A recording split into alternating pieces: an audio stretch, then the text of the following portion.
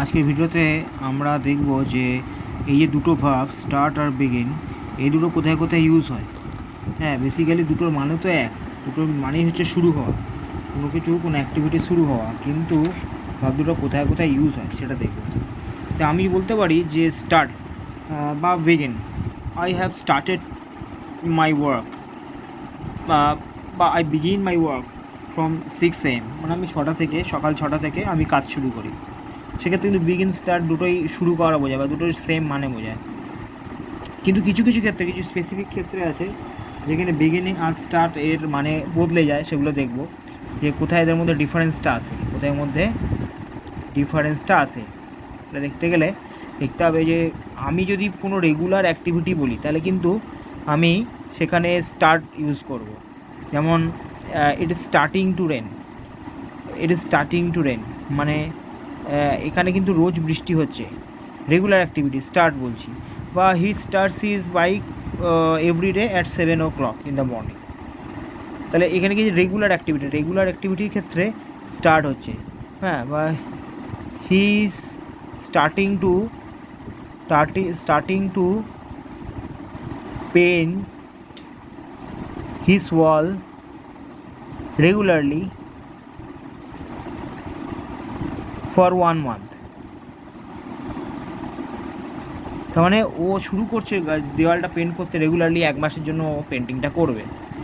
Slow activity যদি বলি, ধরো আমি আস্তে আস্তে কিছু বুঝতে পারছি বা রিয়ালাইজ করতে পারছি যেটা আগে বুঝতে পারতাম না।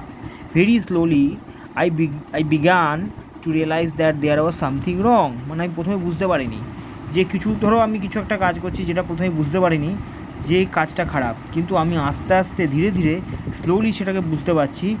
তাই এটা হচ্ছে স্লো অ্যাক্টিভিটির ক্ষেত্রে আমি কি করব না, স্লো অ্যাক্টিভিটির ক্ষেত্রে আমি এখানে বিজ্ঞান ব্যবহার করবো, বিগিন ব্যবহার করবো। এটা পাস্ট ফর্ম করেছে, বিগিন ভার্বের পাস্ট ফর্ম হচ্ছে বিজ্ঞান। তাহলে স্লো অ্যাক্টিভিটির ক্ষেত্রে কিন্তু বিজ্ঞান বা বিগিন ভার্ব হবে স্লো অ্যাক্টিভিটির ক্ষেত্রে। আচ্ছা, কিছু কিছু জায়গায় যেখানে আছে যেখানে আমি স্টার্ট ইউজ করব, বিগিন ইউজ করতে পারবো না, নট বিগিন অনলি স্টার্ট হবে। কিরম ক্ষেত্রে, যেরকম হচ্ছে জার্নি, স্টার্টিং আর জার্নি, সেক্ষেত্রে কিন্তু অলওয়েজ আমি স্টার্ট ইউজ করব। স্টার্টের ক্ষেত্রে, জার্নি স্টার্টিংয়ের ক্ষেত্রে অলওয়েজ স্টার্ট। হ্যাঁ, আই হ্যাভ